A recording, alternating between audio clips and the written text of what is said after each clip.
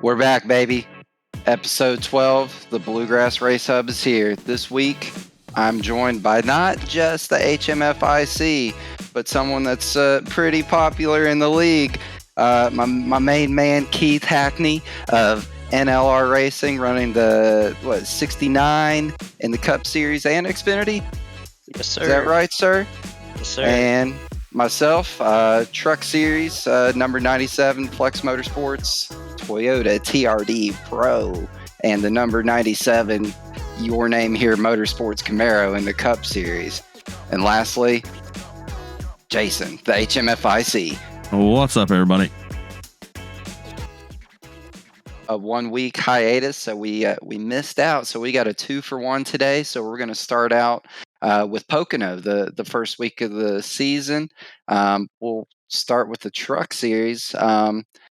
Had a big field. I think we had 38, 40 trucks, Jason, somewhere in there. 39 trucks started at Pocono. We had Jonah Colbert, who led the most laps, ended up being our winner, followed by Sean Kostritza in P2, Peyton Hubbard, yourself, Alex Healy in P4, and Adam Lang was P5.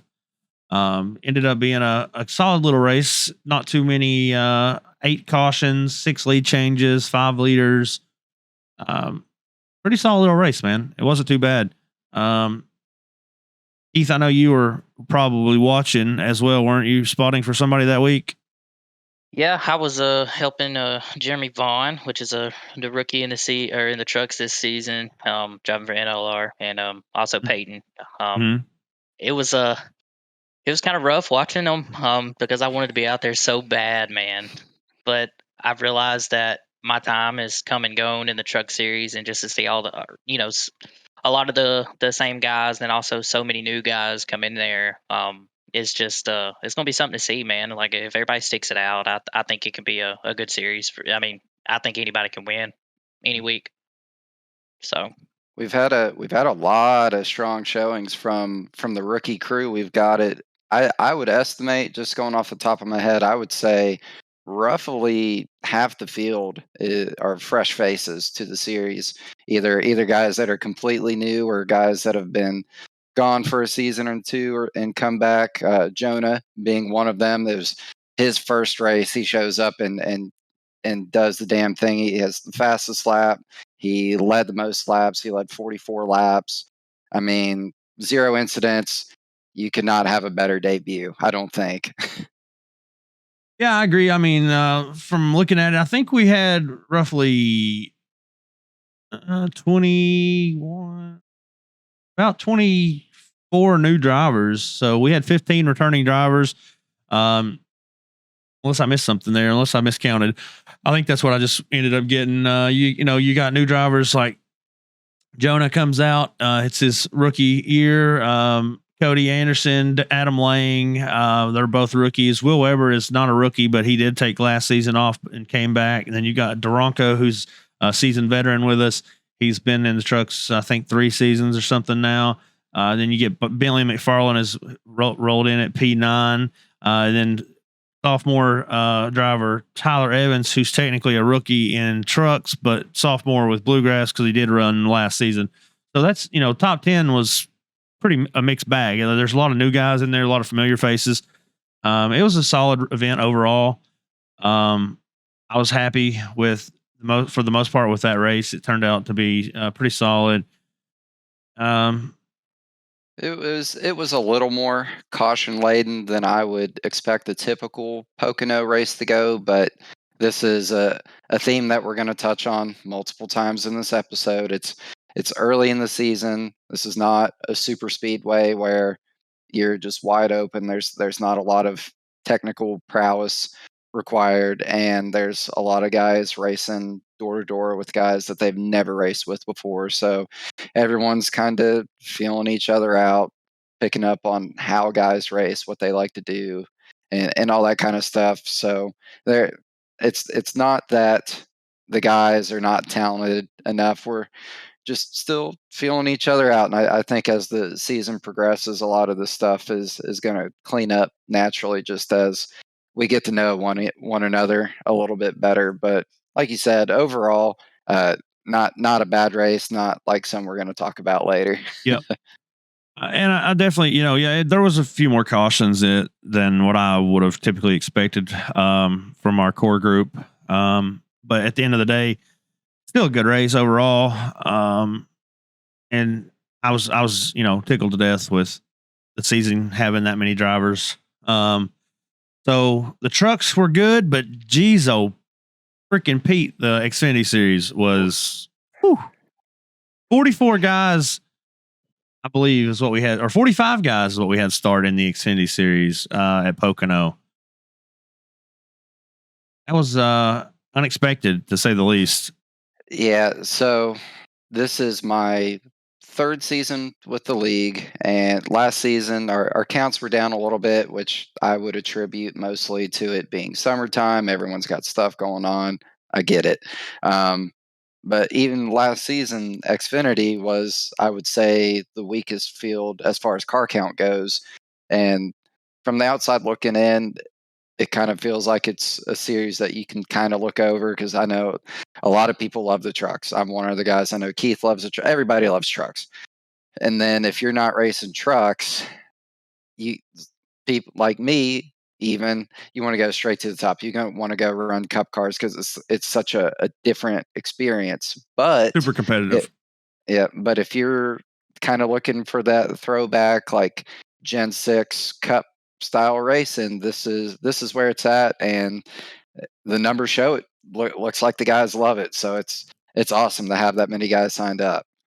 I was surprised. We loaded in a session and just to see how many guys was actually signed up. Granted, I would look in Discord and just see the kind of the people who's registered. But once I got in the session and just seeing all the cars, I'm just like, wow. Like I don't remember being any race last season.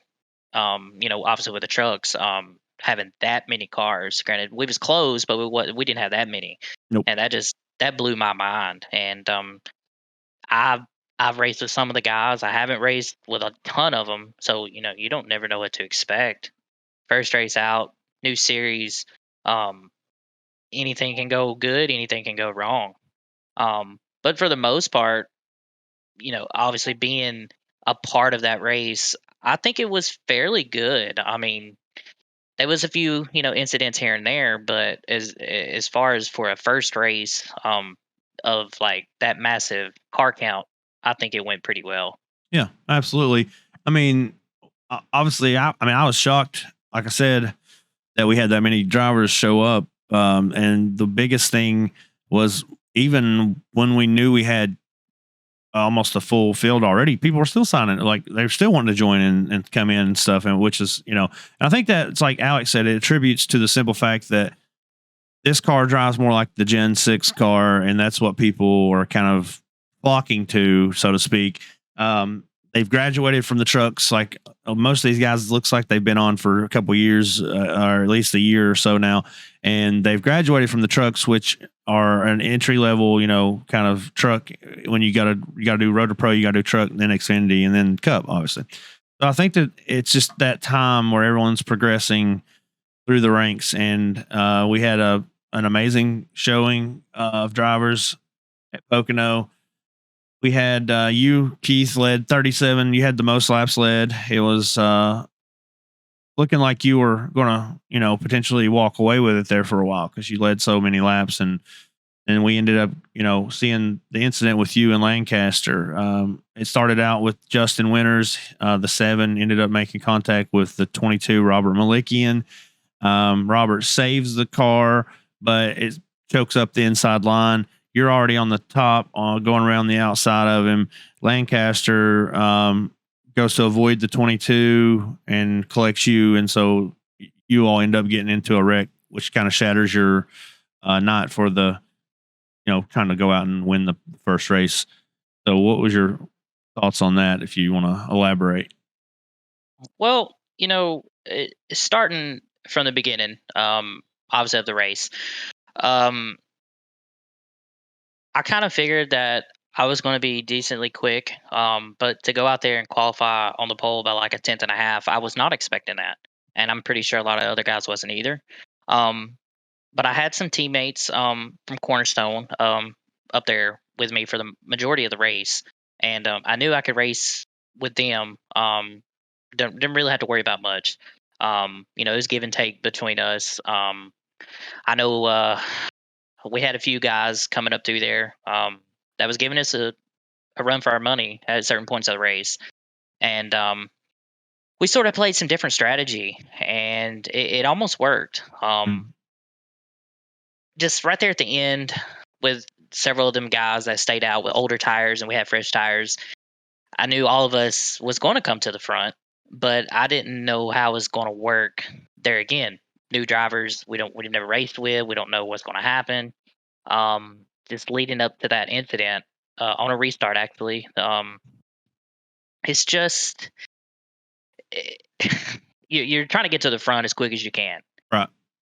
but you can't jeopardize the fact that you got 10, 12 cars in front of you.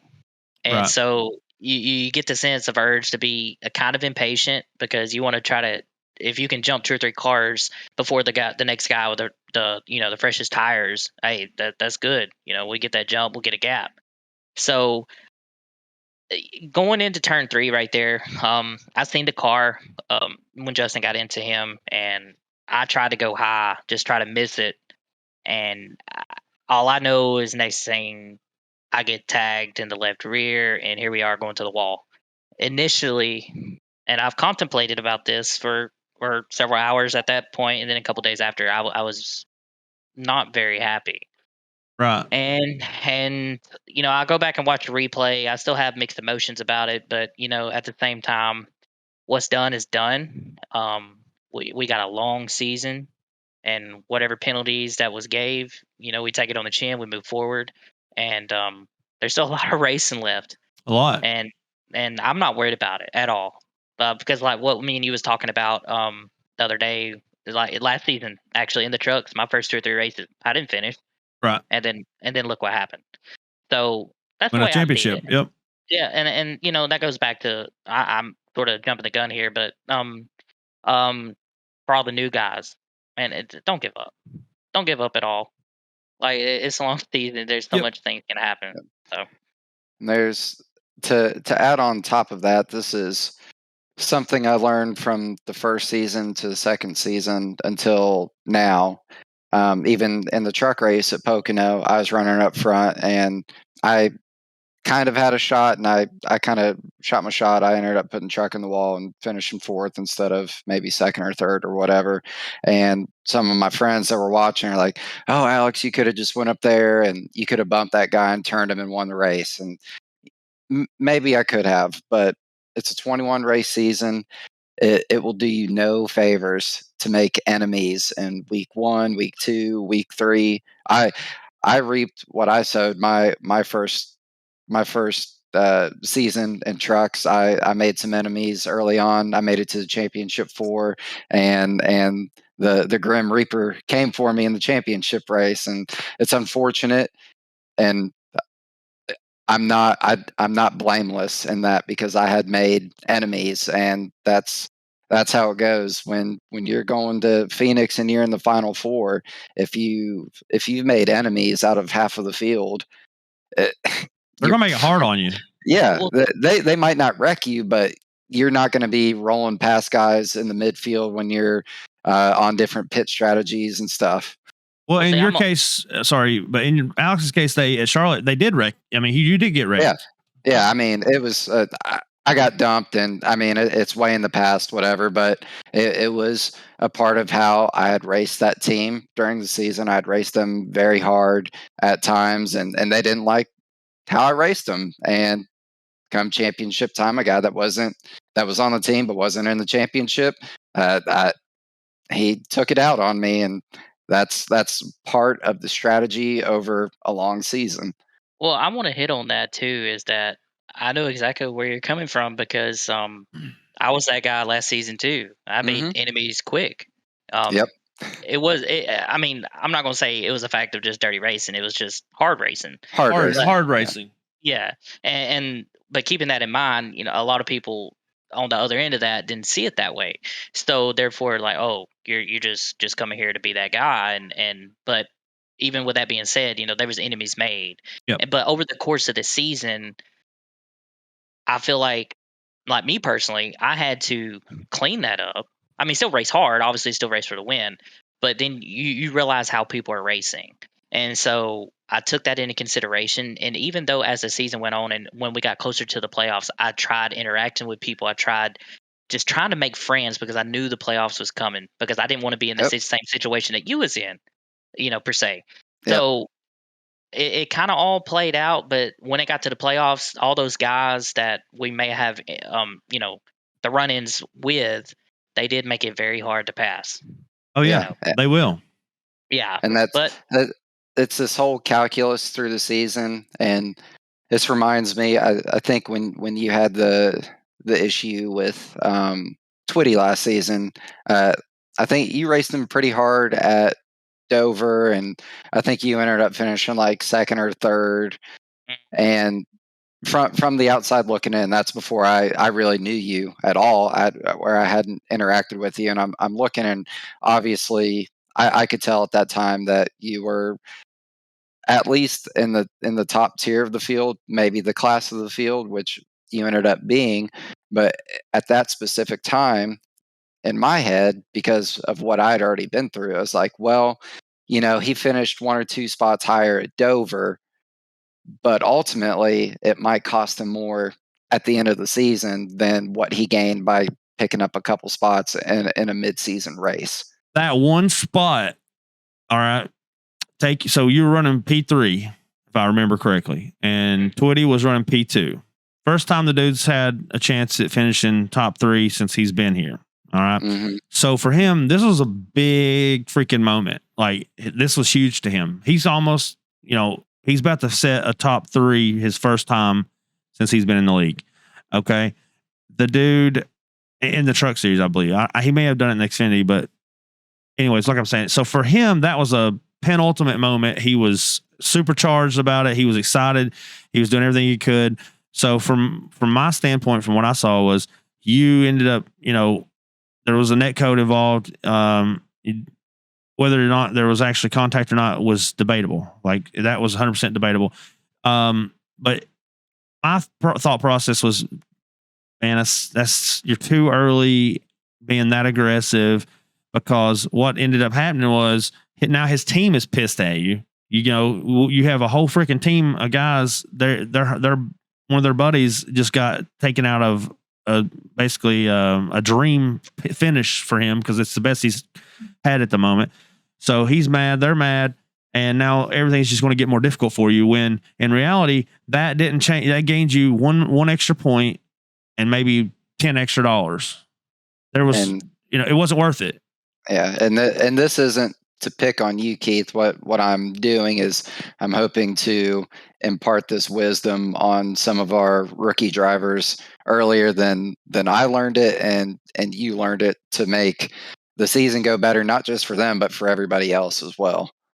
And that's why I wanted to bring Keith on, was kind of because he knows, he's been through it. He understands it. He experienced it last season with, a couple of the guys that were on Twitty's team. And, one of those guys, ultimately, he had to be removed because he wouldn't let it go. He kept it going months. I forgot about that guy. Months after the initial incident. We're talking like 3 months later, the dude's still giving Keith shit and still sending messages threatening to wreck him in the championship. And, it's just, it was ridiculous that it carried out that far. It didn't happen, though. The 69 got her done. That's right. Well, there again, to hit on what you just said, see, obviously I was new. I didn't know anybody here, and I didn't know the situation with Twitty as far as like him having a good finish like that, or going to have a good finish like that. So, I mean, if it now looking back, I wouldn't have did that, because that's not the person I am. Granted, yes, I want to win, every position counts, but ultimately I do have a heart, believe it or not.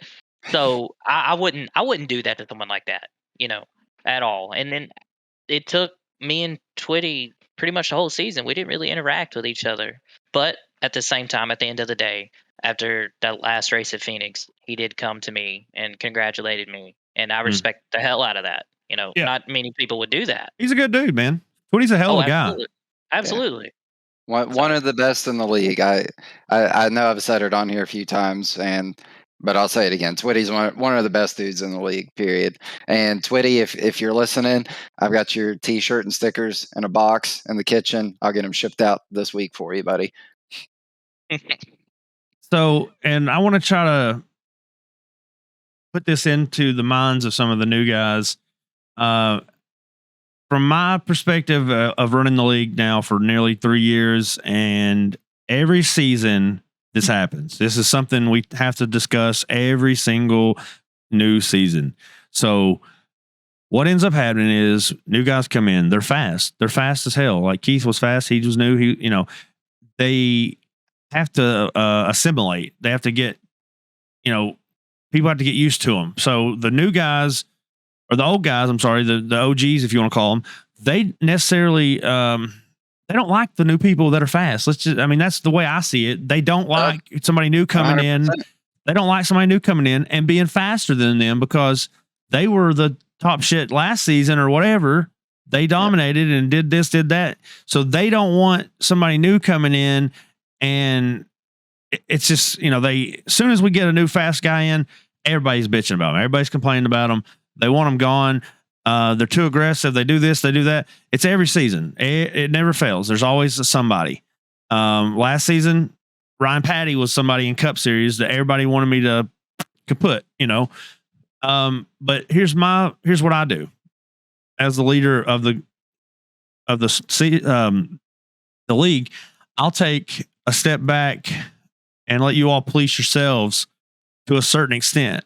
Okay. Just because that guy is driving aggressive and he's driving like an a-hole or whatever it may be, if he's not breaking any actual rules, my hands are tied in a sense. I'm limited to what I can do to that person other than coaching sessions and talking to them and warning them, threatening them basically to say, hey, listen, man, if you don't clean up your act, you're going to have to get out of here. I got no place for you if you're going to drive like that.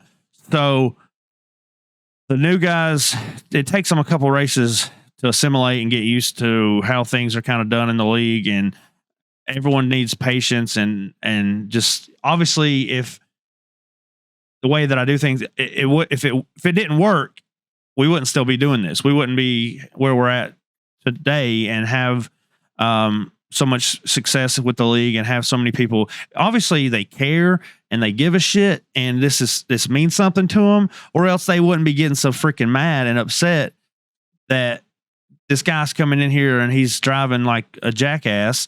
And that's something we're going to get into later a little bit more. I just wanted to kind of touch base on it right now. And while we're on the subject sort of, so let's talk about the Cup Series at Pocono before we get on into that can of worms, because I know that's going to take us. When we get into that, that's going to be a deep, long discussion. So let's go ahead and get on to the Cup Series for Pocono. You both raced in that series also. So sure did. Alex, if you want to lead us through what your thoughts were at Pocono and how that race went for you, and we'll start there and we'll head on over to Keith. Yeah, so I know I've said it on here before. I am running Cup Series. I know who I am as a driver and what my current limitations are. I have no illusions that I'm going to win a championship in the series. But what I am here for is to, one, learn from my teammates who are faster than me, who have been doing this longer than I have.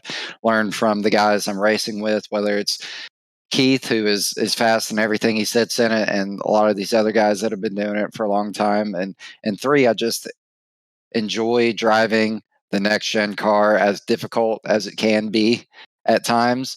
And it's really opened my eyes, which I've driven the car in officials before, but having every week where I drive the trucks on Monday on a track, and then on Wednesday I go to the same track in the next gen car, it really illuminates how different that car is from any other oval car on the service. Because typically which I've been fortunate to have 2 very good runs in the truck so far.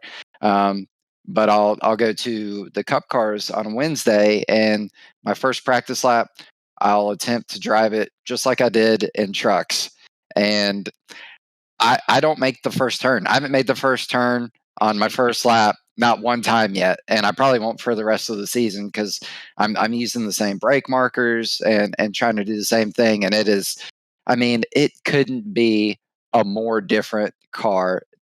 Like, to the guys like you, Keith, anybody that's driving the next gen car and either a truck or an Xfinity car, if you're having success in both of them, it's it's a really big commitment to your talent because Hats it off to just them. couldn't, yeah, it just couldn't be more different the way you have to drive them. Like, there's nothing that transfers over. The line is different, your brake points are different, your throttle application is different, the setup is different. There's nothing. You might as well be driving a fucking Indy car. Yeah. Oh yeah.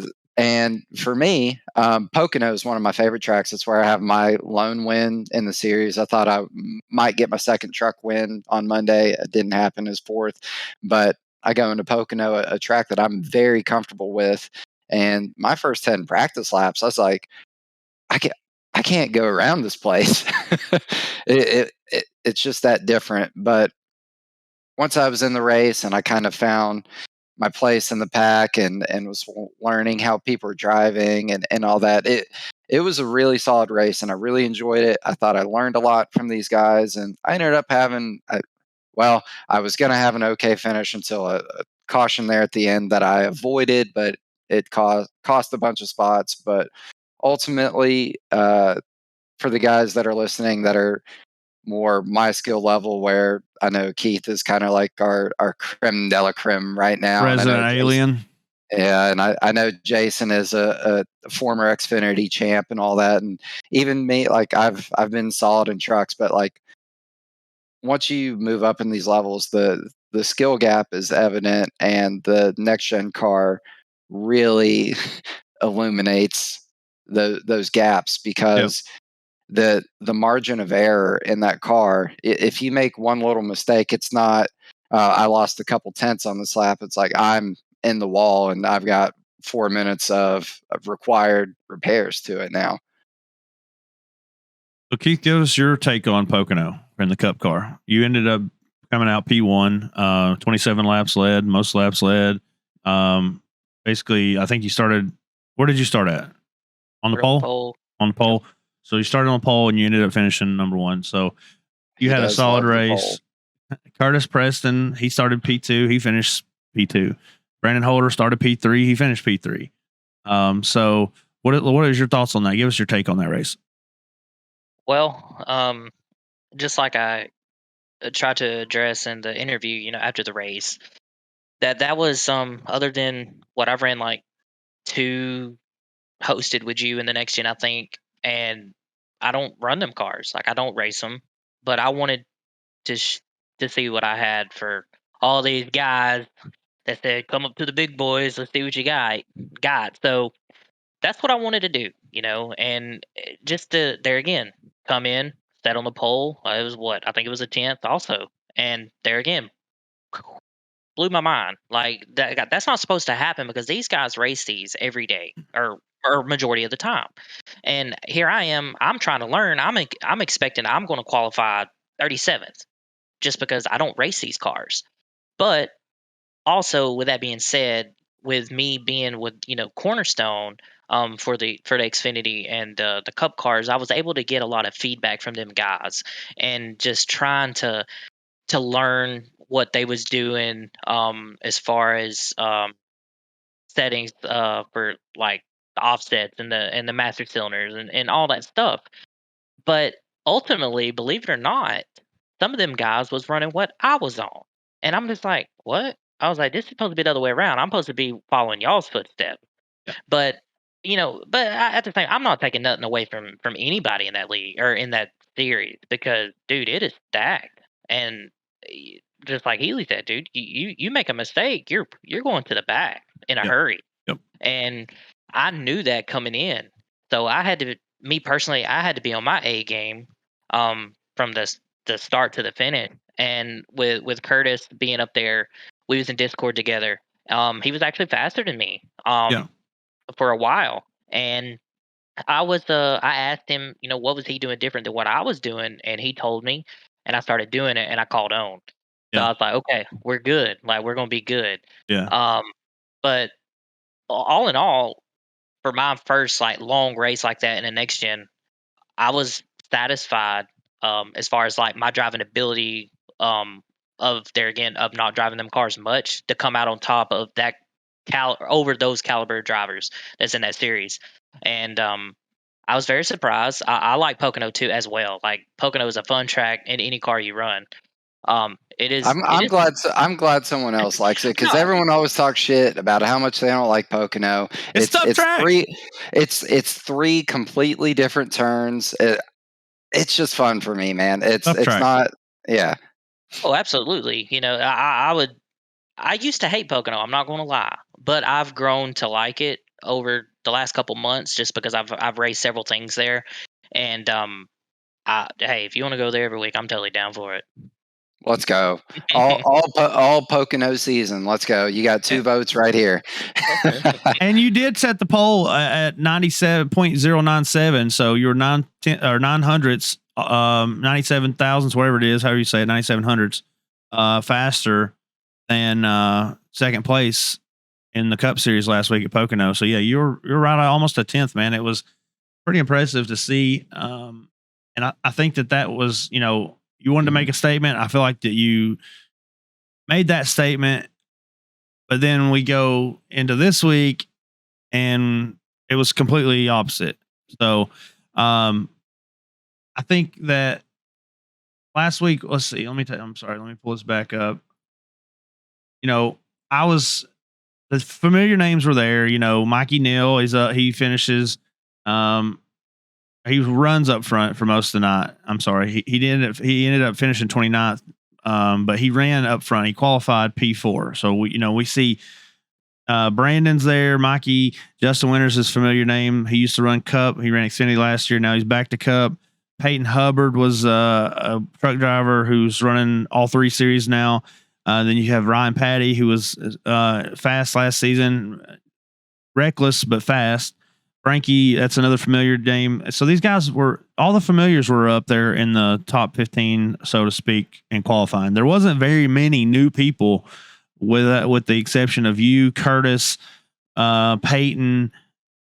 Let's see, James Silvers. Rocky actually didn't get to qualify last week. He missed the drivers' meeting, so he didn't get to qualify.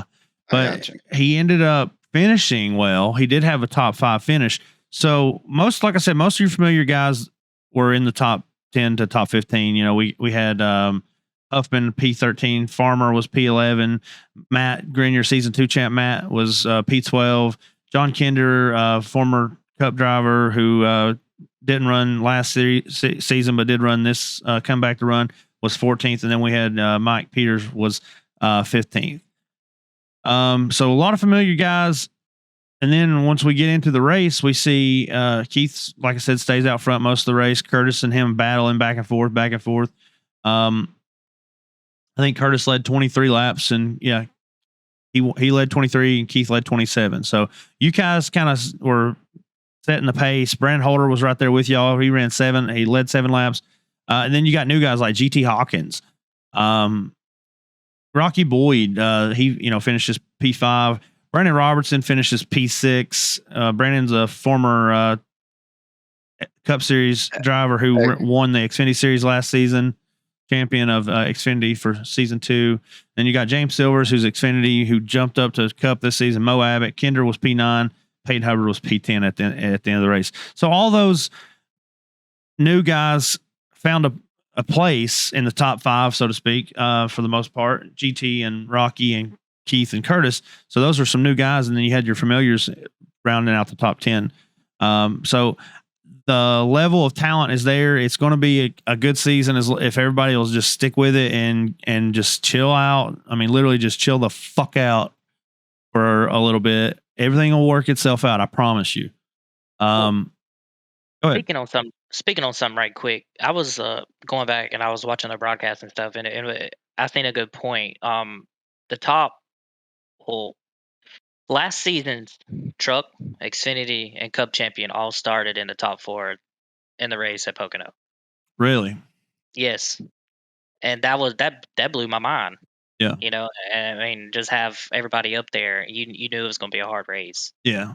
That's all there is to it.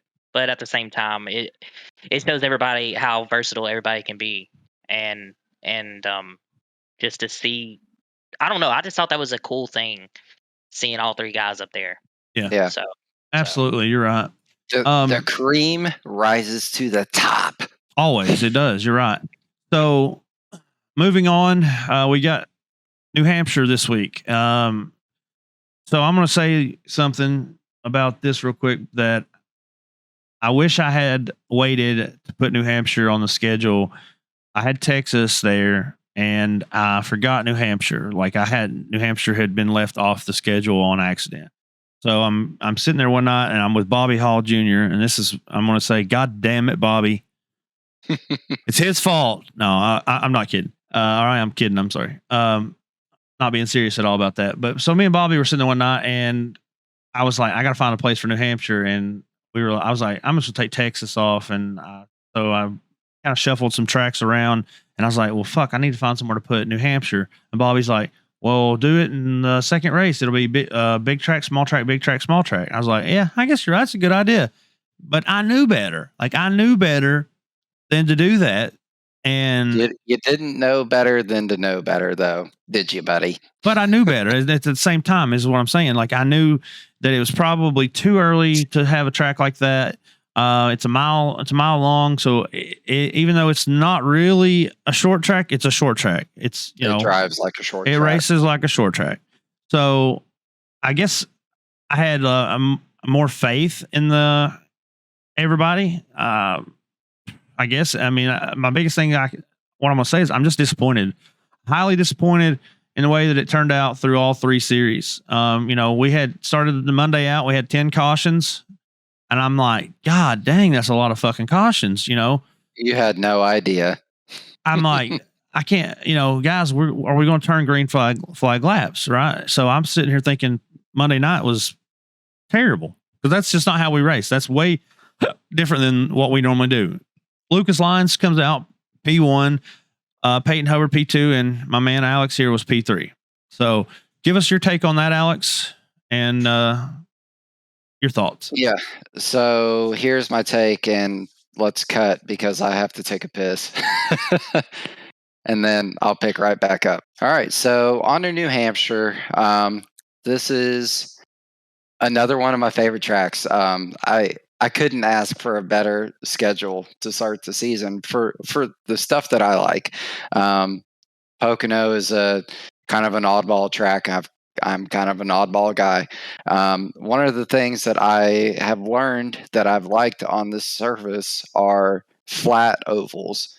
And New Hampshire is that stuff like Auto Club where you can kind of slide it around. And I like running road courses in NASCAR stuff, and I'm going to draw a comparison because we haven't talked about NASCAR at all, Keith. Okay, so when AJ Allmendinger goes to tracks like this, we all know he's a road course master, and I think the stuff that makes me pretty good on road courses translates to flat tracks where shifting is required. And New Hampshire is 100% that in trucks. So I was feeling pretty good going into it. However, it was much more caution laden than I expected. We had 10 cautions in a 101 lap race. So that's 40 laps under caution. So we ran 61 under green. Didn't have as much time as I would like to do work under green there because it's not a super easy track to pass on. You've got to work on it and set it up over multiple laps on guys that are on pace with you. But overall, I was happy I was able to escape with 0 incidents. I've come to pride myself on trying to be a clean driver, and done really well at that. Yeah, I've come a long way. But there towards the end, I had all my teammates around me, and I'm gonna shill for my team for a moment because we finished third, fourth, fifth, and sixth. Flex Motorsports, shout out. But there towards the end of the race, I'd been sitting third for a long time, and Keith's guy Peyton, who ended up finishing second. I was hoping him and Lucas would start racing each other pretty aggressively there towards the end. I was kind of biding my time and was hoping they would get side by side. That would allow me to generate some runs on them. And just due to some late race cautions, I didn't get enough time to take advantage of that stuff. But hats off to a second rookie in 2 weeks getting his first win in the series. Same team. Gosh, I can't even think of the team's name, but it's Jonah Colbert's team. JC Motorsports, I believe. That would make perfect sense. I think. I know it's on Lucas's truck. I don't know if that's what the team is called. But Chevy team. It looks like a Ford. I can't tell. I think they're a Ford team. Yeah. So JC Motorsport. It's JC Motorsport. Jonah Colbert, Lucas Lyons, Dustin Reinsettle, Barrett Morton, and Sean Kaiser. So that's JC Motorsports. Yep. Yeah, towards the end of the race, Peyton kept it solid. Lucas was able to hold him off and throw him. I saw him throw a couple blocks there at the end, and at a track like this, that's what you got to do. And by God, he got it done and got to do a burnout at one of my other favorite tracks. Man, it was tough to see. Another one kind of I felt like slipped through my fingers a little bit. But it was another situation where go up there and be aggressive and piss some guys off, or realize that there are still 19 races to go after this. So we'll take the points, and luckily I am sitting P1 in points, so it's not a total loss at this point. But that's very crucial. Being the points leader in the regular season garners you 15 bonus points. That's 15 playoff bonus points that you start the playoffs with. That's 15 positions right there. Think about it. If you win the regular season championship, okay, you get those 15 bonus points. You get to go to 15 spots ahead of everybody essentially in the first playoff race, and those follow you and go with you throughout the playoffs each round. Those points are added over each round when we reset. So that's huge. That's a big thing. So guys, they need to figure out, okay, just long term, yes, just because you get 5 bonus points for a win. If your checkers or records every week, sure, you might win 1 or 2 races, maybe 3, but you're better off to chase those points and get that regular season championship because it's worth 15 bonus points. Yeah, and you don't make enemies along the way. Yep. Yeah, I'm a firm believer in those 15 bonus points because those, believe it or not, having those 15 bonus points helped me when we got to the playoffs last season. Because there was several races that I didn't have the best of luck. Bristol. Yep. At both times we went, but yeah, like those points are very important. So I mean, you can't. There again, it goes back to what I said earlier. You can't give up. Mm-mm. Like you gotta keep pushing because there's good things on the horizon, fellas. I'm telling you. Yep. And so, go ahead. No, I was just going to add to Healy. I know what it feels like to have one slip through your fingers because I know Jeremy Vaughn's feeling that same way too. For leading 40 laps. Yeah, and then have some. Yeah. Lucas led 42. Jeremy led 40. So he, if he hadn't had what happened to him, he probably would have led more than 40. Let's be realistic. He definitely had something slip through his fingers. I look for big things from Jeremy. Like I'm seeing, signs there of little Keith maybe. He's got a good He had the stroke, man. fastest lap too, Yeah. 34.76. That's what I'm saying. I'm seeing little hints of maybe a little Keith coming out of him. So Man, what a nightmare. But one of our biggest things I've also noticed, when you have a lot of cautions, you don't have time to make up your spots under green, right? We all know that. So what I'm seeing is guys are being aggressive trying to make up spots on restarts because we're not getting the green flag. So they're like, well, fuck, I got to make up a couple of positions on this restart in order to gain positions. Whereas if we would all just kind of settle down and let the race come to us as drivers and not drive over our heads or whatever, if you don't qualify well, just take it, with a lump. Just take the lump and try to make it up later. Like, just because you qualify 20th or 30th doesn't mean you can't still go up and change the outcome of the race for your favor. So if everyone would relax and stop trying to get so much on restarts, we wouldn't have had so many cautions in any of the series. But that's what I saw, was a lot of guys. It's like, oh shit, I gotta go. I gotta get as much as I can right now. I gotta dive bomb these guys and put it 3 wide and get on the apron. There's just no sense in it. There's no point in it. Absolutely no point in it. It's all it does is it makes the season regulars that have been here from day one, makes them mad, because that's not how they like to be raced. And people typically, they want hard door-to-door clean racing. They don't want somebody coming in and dooring them in turn 1 or turn 2 to get them and moving them out of the way. You don't have to drive like an asshole to do well in this series, to be fast. Like, you just don't. It's that simple. Prime example of that right now. So I'm P1 in trucks. I have 2 incidents on the season, and second place is Peyton Hubbard. I think he has 1 incident on the season. You can be clean and get it done. You don't have to kill people to do it. 100%.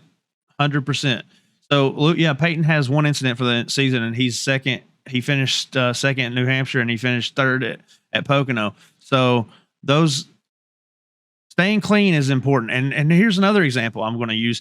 Dan Worthington, all right, was first season of trucks. Dan went from cup, because we used to just run cups, so Dan went from cup to trucks.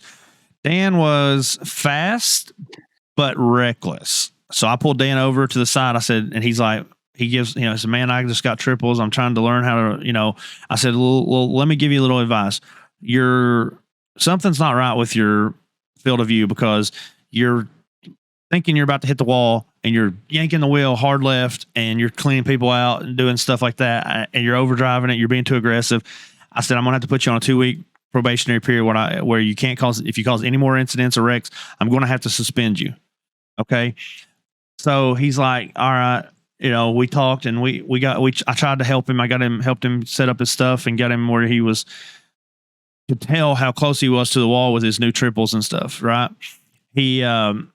I said, so one of the biggest things is when you feel like at Dover, for instance, if you go up, you come up off of turn 2, it's kind of like when you come off of turn 2 and once you feel like you're going to hit the wall, it'll kind of, yep. So, or maybe it's 4. I don't remember. There's 2, either one. So you come off the corner and you're like, oh shit, I'm about to hit the wall. So you're putting a lot of wheel into it, which is breaking you loose, or potentially you're trying to stay in the gas. Lift a little bit, like just lift. Get your truck not to hit the wall. And if let's say you do hit it a little bit, you're better off to keep your wheel straight and keep it like this, keep it straight. Because when you hit the wall, it's going to impact the sheet metal, rather than if you have the wheel turned. If you turn the wheel, you're going to hit the tie rod and potentially break your steering. So you're better off to keep the wheel straight and just take that little impact. On a short track, aero really doesn't mean shit. I mean, let's be realistic. We saw Fritz and Xfinity had no nose. Dude's running P2 for 50-something laps because he still got power. And the reduced power, he was able to put the gas down earlier than other people. So it's essentially like he had damn traction control, But that's just something that everybody has to understand is patience goes a long way in this league. The racing will get better. The racing will clean up. There will be a few guys that probably drop out in the next couple weeks. Dude, they just feel like they can't handle it, can't hack it, whatever it may be. I don't want to see anybody go. I hate to have anybody go. I hate to put anybody on suspension. I hate to have to suspend somebody for a race. Or even fine them. Like it's in the rules. We can even issue fines if they want to continue running. They'll have to pay a fine to the rest of the drivers, and that money goes straight to the rest of the drivers for them screwing up their race, because essentially everyone's paying $10 every week. Okay, so if this guy gets wrecked on lap 1 because somebody doesn't know how to get going or doesn't know how to go into turn 1 without wrecking the field, that guy's just pissed away $10. He don't want to do that every week, and I don't blame him. Who wants to waste their money and their time? Like, does everyone think that I want to waste my time every week doing race control just to sit there for everyone to drive like fucking assholes and wreck each other all? No, hell no, I don't want to do it. Yeah. It makes me not want to do it even more. No, I mean, it literally, it makes me cringe, dude. Like, it just, my skin crawls. Like, Tuesday night, I had such a bad headache after the race. I was like, there's no way it can be any worse Wednesday. I was fucking wrong. It was way worse. So, rant over. Was it worse, Keith? Did Wednesday go worse? Dude, 1,000%. 1,000% hell yeah. Are we done with Xfinity? Can we get? We went. That was trucks. We didn't really cover Xfinity. We got to go to Xfinity. So let's talk about that race a little bit. I thought that was a bad race with 14 cautions, which was 4 more than the trucks. Well, I guess technically the trucks had 9 because I threw the stage, and no, there was a caution at the stage. No, so I didn't even get. That's another thing. I didn't even get to throw the fucking stage caution in any of our races. All 6 of our races, a caution has come out at the stage. All 6. We just didn't want you to have to work too hard. I believe it. I believe it. And yeah, we're just trying to be nice guys. But Lancaster comes out, ends up getting P1. Matt Campbell P2, Justin Winters P3, Scott Fritz P4, Shunkersters P5. Silvers was 6, Hunter was 7th, Hobbs was 8th. Was Justin, Hunter 7th? No. I mean, technically he was, but he was granted last place points today due to something that, if you want me to be completely honest, really fucking pisses me off. You lied to me about a black flag. You said it was for passing under yellow, and you had the 6 car you were waiting on the 6 car. The 6 car is fucking in front of you the whole time. Okay, I didn't see it until I went back and watched the replay the next night. Whenever me and the other guys that were doing race control, we went and reviewed it. We didn't see it at the time, but the 6 car was in front of you. So why were you waiting on the 6 car? No, you came out of the pits. Pace car's clearly in front of you. You've been doing this long enough. When you come out of the pits and the pace car's in front of you, you got to go to the back. You're a lap down. So what did you do? You just moseyed on around the pace car like there wasn't nothing there. I'm just going to go up here and I'm just going to lie and I'm going to say it was for passing or yellow. So, okay, yep. Guess what? That's why we're not clearing any more black flags for anything that says if you get a black flag passing or yellow, you're going to serve it, because I can't trust everyone to be honest and say, hey, I was waiting on this guy. No, if they can do it in fucking official races, then we can do it in our races, because that's essentially what it's going to end up coming down to. Is we're just going to go whatever our race is going to do, all race control. That's where we're headed. Sorry, ran over. So those were a lot of words, but Keith, you were there. So why don't you tell us about it? Caution fest. Yeah, because let's see, you started. Well, you didn't. Yeah. We'll see. Jason, gave me and Lancaster the option, to qualify or whatever. Granted, I did go out there for some laps, but I was just trying to play hero, and then I ended up spinning the car. Well, ain't that funny? Ended up spinning the car and qualifying the first lap, and then I just didn't get a good run when I went to take my second lap, and I was like, you know what?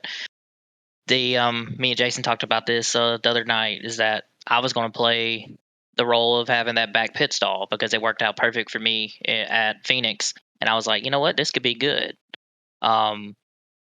Just happened to be at the wrong place at the wrong time, and I ended up going a couple laps down early, and it it just it took me a while to get back on the lead lap, and I was fast. Once I got back on the lead lap, I was coming up through there. Everybody, when we got green flag laps, it was okay.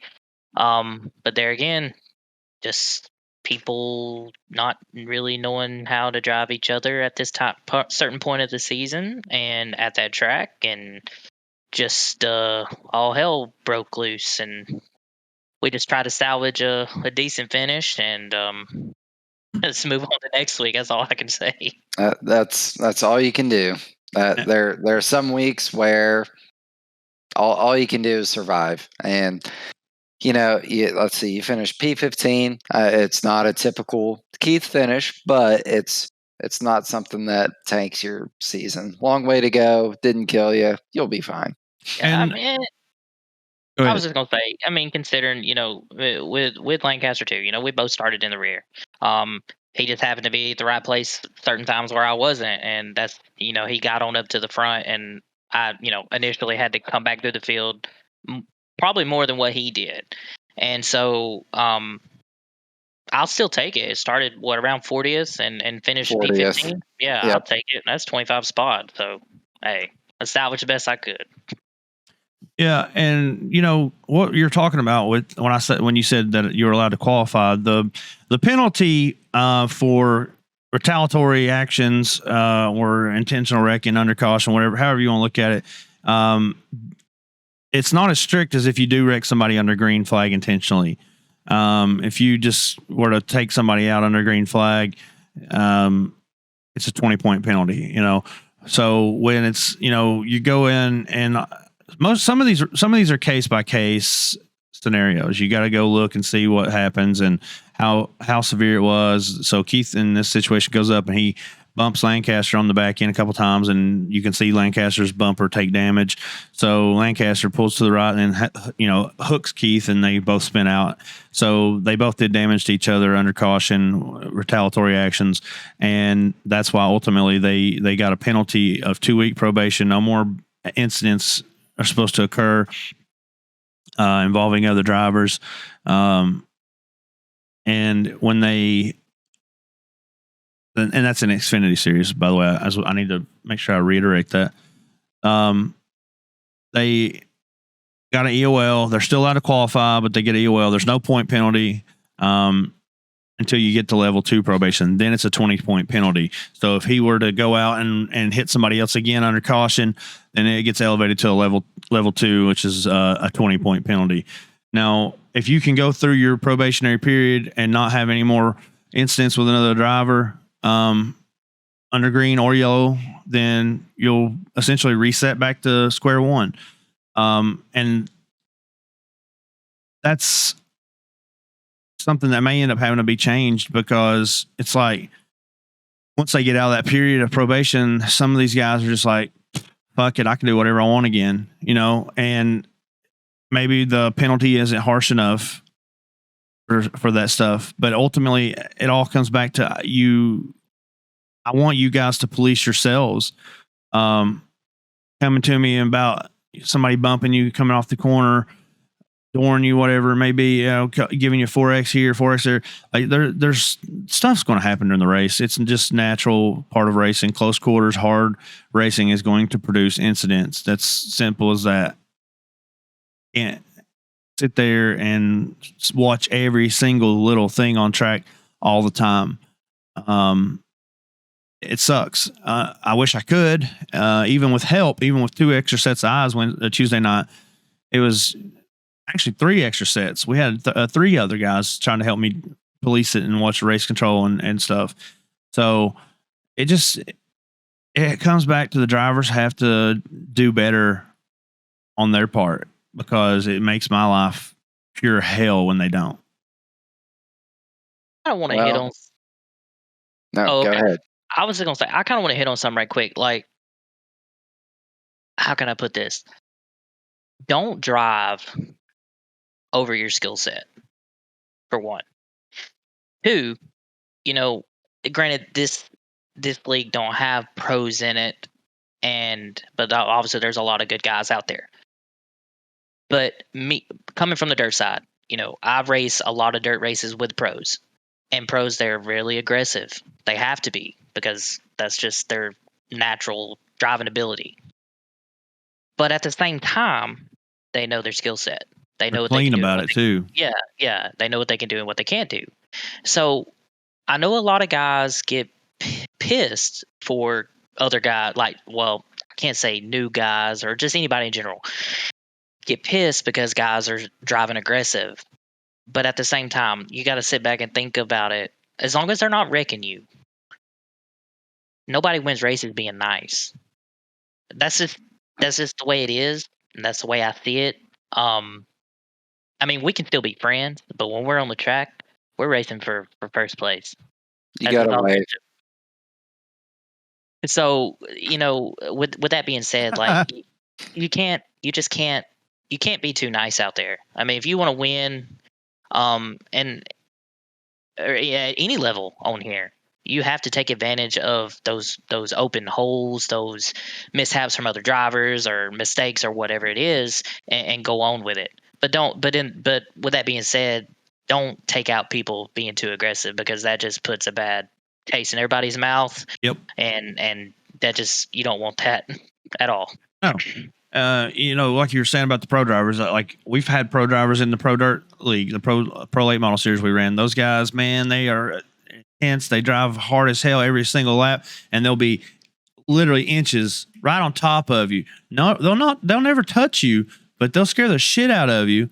And they're just, they know their skill set. They know where they're at. So this league, like he said, not everyone in here is a professional driver. We're not pros. It's technically a semi-pro league because we do money and we pay in and pay out. So it's technically semi-professional in title. But let's be realistic. Not everybody's a pro.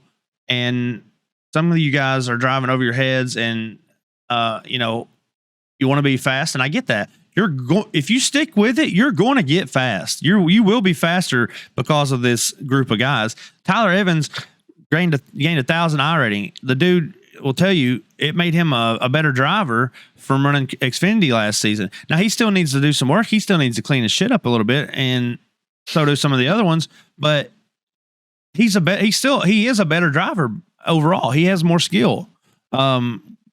Whether he still drives over his head, yeah, he does. It's obvious. I've seen it still, and he needs to clean things up as well as several. So do several others. And but Xfinity Series, man, they had more cautions in the Truck Series, and then if we want to go on, we can talk about the Cup Series. They had even more cautions in the Xfinity Series. So this is kind of what we've been holding off on all night. But we're going to touch base on last night's Cup Series race. GT Hawkins was your winner. John Schwartz was second, and Ryan Patty was third. Okay. Congrats to those guys. They did a good job. But if you look at their incident counts, 24. Schwartz only had 10. Patty had 28 incidents. 28 incidents. Like for third place. You bulldozed your way. He bulldozed his way through the field and got third. Is essentially what that story's telling. All right. And another one. So if we go to further down the list, Rocky Boyd. All right. I know everyone's sour as hell at Rocky right now. And then they probably have a legitimate reason to be sour. The dude had 32 incidents. He ended up disconnecting, didn't even finish out the race. He was 4 laps down. You're talented enough and good enough of a driver. You don't have to bulldoze your way through the fucking field. Let's just be real. I raced with you enough. I've seen you run. You don't have to drive like you do. You can get mad and not want to race anymore, and that's perfectly fine. That's part of life. People aren't going to like everything I say, and they're not going to agree with everything I say. But I'm not going anywhere. I'm going to be right here doing what I do. So, whether or not you were, you didn't technically get penalized because you didn't necessarily break any rules, but your driving style is, questionable right now. and I talked with you a little bit last night. I know you said that you were afraid that if you didn't get to win in the next week or so, or get some kind of money, you weren't going to be able to race anymore. That's no excuse to run through people and door people in corners. And I'm not excusing what happened. Also, and as I'm referencing the Scott sending you off into the corner. But that's his way of saying, hey man, don't race me like that. Okay. And that's what it comes down to. You guys have to police yourselves. And he's telling you, hey, don't freaking race me like that. Because I'm not going to take it. So he gave it back to you, right? Like you gave it to him in turn 1 and turn 2. And y'all ended up happening after the fact. You're coming off the corner. He's coming off the corner. You're both pissed off and mad at each other, whatever. And you're second and third. All you do is end up wadding each other up, and junking the rest of the field. It's uncalled for on both parts, on Fritz's part and on his part. Both drivers, I'm just disappointed in both of y'all. Like, no reason for it.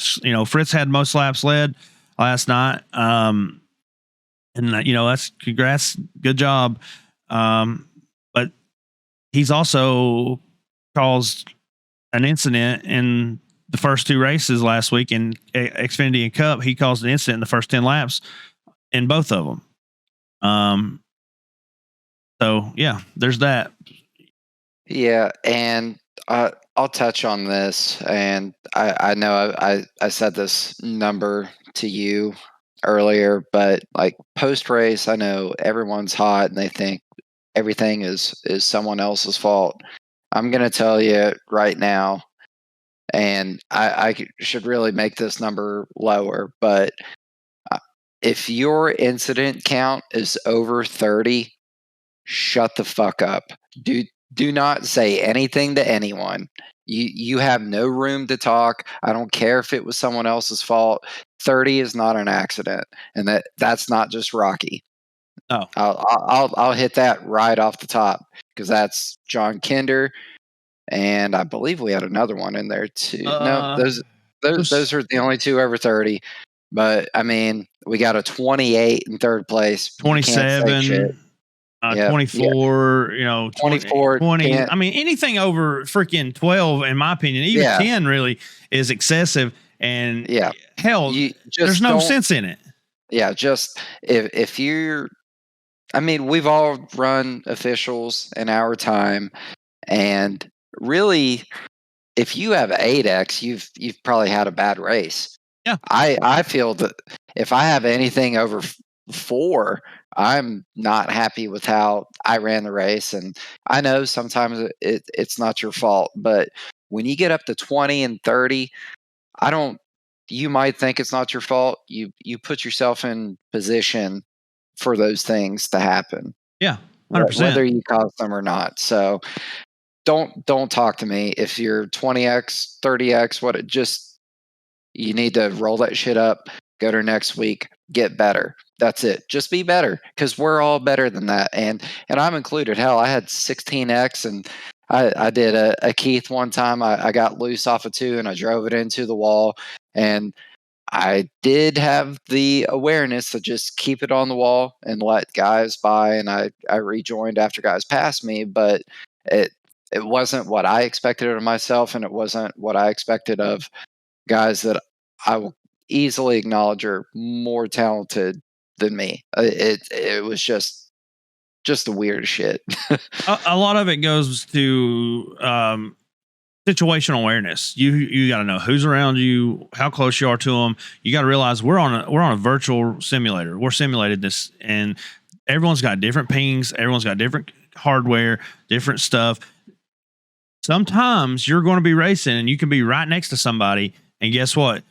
You're wrecked. You didn't touch neither one of you touched each other, but you're wrecked just because of a netcode issue. So this is a known issue. So I tell everyone to give space and stuff, and try not to crowd each other. So if you know that there's that issue, why are we putting ourselves in situations where we're door to door with somebody? Back out of it. Let them go for a minute. You don't have to race everybody hard every single lap to do well in this league. Roger Pierce is a prime example. The dude rode around for the first 60 laps in the back, just rode. He came in and topped off fuel. Literally started like dead last every single restart. And comes in and he was running top 5, and him and Fritz he got loose, and then Fritz kind of didn't have anywhere to go, and he kind of clipped his back bumper and got him loose again and wrecked them both. You know, it was a racing incident on Fritz's part. It wasn't his fault necessarily, but it just kind of goes back to everyone you got to pay attention and watch that. Look beyond your nose, look past your hood, and see, oh shit, this guy's getting loose. I need to lift a little bit, or maybe brake or something. Maybe you don't run into him. And I'm not saying that you had time to. I'm just saying maybe you could have, right? I mean, who knows? We'll see.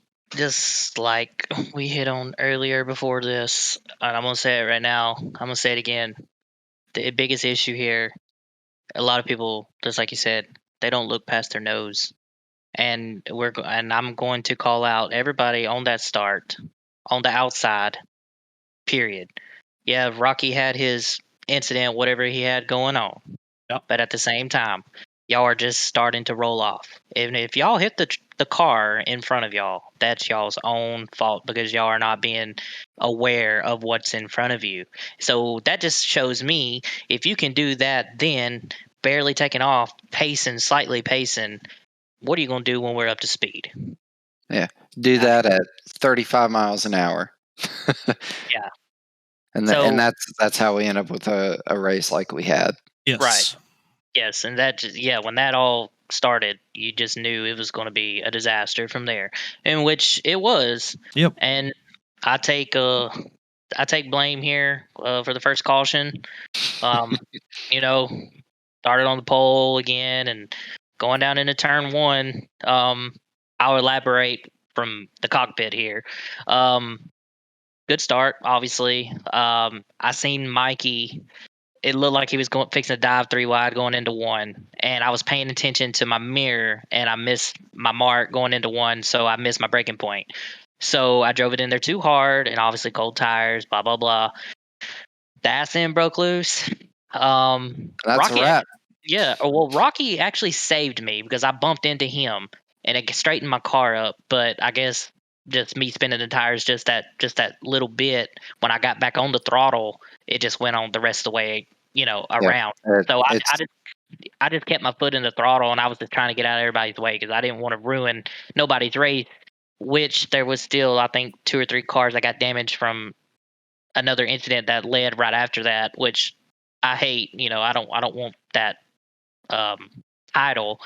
But I mean, it was just one of those things that we can. I mean, yeah, I'll go ahead and say it was driver error. So I'll just have to swallow my pride on that one. Hey, it happens to the best of us.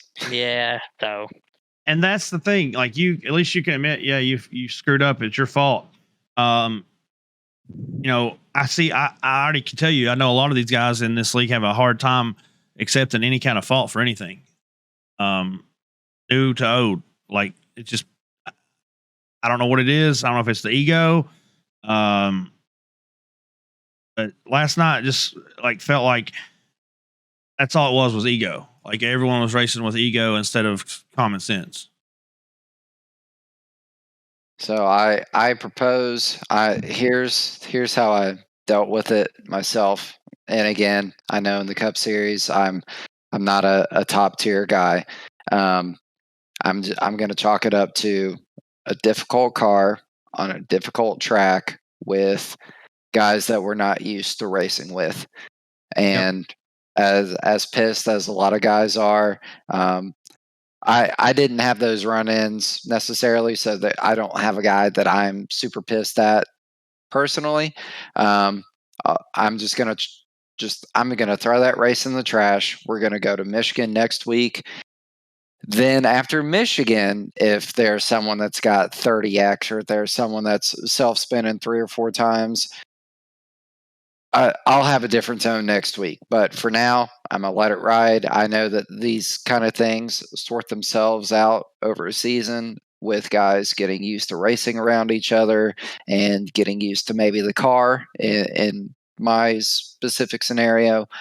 But I'm willing to let's just move past it. Don't hold the grudge. Like we don't have to go kill Rocky next week. I know the guys are talking about it. Maybe they do, maybe they don't. I heard this with Keith last season. It was like every week someone's going to kill him. It never happened. Never happened. And that's kind of what I expect next week. I expect next week to be normal bluegrass racing that I've come to expect over the past 2.5 seasons. So we'll go back and we'll reevaluate next. If next podcast or if we're having these same discussions, then I'm probably gonna have a little different tone about it. I agree. And I understand everyone's frustrations, and I get it, man. Like, one person can ruin it for everyone. But it's, that person wasn't driving your car either. You know what I'm saying? Like, so things happened where people want to blame others, and essentially it wasn't that person's fault. Whether that person was driving like a jackass before that or not, it was just, we didn't need it. It's not wanted. It's not going to be accepted. Not going to tolerate it. No, I hate to be like this, but there's plenty of other places to go race. So if this doesn't work for you, if you're not happy with it, if you don't like what I do or what anybody else that helps me manage this league does, there's other places for you to go, man. There's official races, other leagues. I obviously don't want anybody to go anywhere, but I'm not begging anybody to stay. Yeah, and I'll reiterate what both me and Keith said earlier. If you're here, if you are looking for success, if you're trying to win a championship, those we're in the first few weeks of the season. These couple points that you might pick up from a spot or two here and there, when you get to race 20, if you get to the championship, all those enemies you made along the way, it's going to make it way more difficult than if you had maybe conceded a spot or two earlier on. I'm not going to tell you how to race, but these are the lessons that I've learned. These are the lessons that Keith has learned. Anybody that's been here for a long time, it's a lot easier to race against the field of guys that don't hate you. 100%. You pick and choose your battles, and it can go good, it can go bad. And if as of like right now, at the beginning of the season, if you make enemies, you better swallow your pride and you better make it right. Some way, somehow, conversate, try to make things right over the course of the season. So when you get to those playoffs, granted, it may not, I don't know, how can I say this? Like, it may not be perfect, but at least you know that, okay, well, we've talked, maybe he'll keep that in the back of his mind. Like, we've tried to make it right. Maybe he'll race me clean. He may still race me hard, but maybe he'll race me clean. That way I ain't got to worry about getting wrecked by so-and-so from this team or that team or whatever it is. So, there again, like I said, pick and choose your battles very carefully. And, you race people with respect, they're going to race you back with respect. And if you don't, then you're in for a long season. Yep. Look a long way out your windshield. Don't look out the side, because the whole season is ahead of you. Exactly. Yeah. Exactly. And I know that these drivers have the potential and skill level to get to where we want to go, essentially, as a league. And the performance can be good as any. Like, we know we have the driving talent. It's just whether or not everyone's going to buy in and accept, they may not be the fastest guy this season, right in this moment. Maybe it takes you a few races to get get it under your belt and get this car, the hang of this car, whatever it may be. Everyone wants full field racing. We've got freaking 35 cars started last night. Yep. That's a part of it. It's for it to continue this way and be this like it is, then everyone needs to understand there's got to be a little give and take. And, if a guy pisses you off, maybe you have to swallow it and, let it go, let it be. I mean, the Just race, hang in there. the race Just was hang in just 21 cautions. That's all. We had one other race where we had similar cautions, which was Martinsville, season 3, or season 2. I can't remember. Hell, whatever. It was 27 cautions was what we had. And I mean, I just felt like this is just, I don't want to do this anymore. Same way I felt earlier and last night. I was like, why do this if no one else is going to take it serious and treat it like I feel like it needs to be treated? Then why should I waste my time doing it? You know what I'm saying? Yep. But I think we've harped on these guys enough. We just gotta see what we got next week. And so next week we're going to be in Michigan. I don't think Michigan will be anything like this week. It's a big track, lots of room. I just hope everyone understands, one, stay off the radio. Not meant to be used for testing other people out, calling other drivers out. It's meant for the leader to call at the location of the pace car, and race control is supposed to advise everyone. I know Ryan Patty made a comment about maybe wait until after pit cycles. And there's not enough time. For one thing, you got to get there. You've got to look it up. It's if you're not happy with race control, I invite you to come do it once. Come join me Monday or Tuesday for the Trucks or Xfinity and do race control. That's it. That's all we got. So holler at us next week. We appreciate everyone. Obviously, all the way down to our sponsors and stuff. Bud Kicker, Kinder Performance, Huffman Designs, Scott Fritz Designs, Red Rocket Buildings and Barbecue, J&J Gaming, and hopefully Race Quip soon. hopefully Race Quip soon. I know I'm forgetting somebody here. Elevated Hunting. Yeah, those guys. That's Justin's name. Diltz. Justin Diltz. They it's a really good brand. You should check it out. He jumped on board to be a sponsor this season with us. So thank you again to Justin and Elevated. I don't have anything else I can think of at the moment. I'm sure I'm forgetting somebody, but I think we should call it a night and wrap it up. And we'll catch you guys next week at Michigan, and hopefully everything will be great. And that's for Alex Healy and Keith Hackney. You guys, anything else you want to add, say, or do? I'll see you guys in Michigan. For go fast and kick ass. For Keith and Alex, I'm Jason Collins, the HMFIC, signing off. Thank you guys. Have a good week.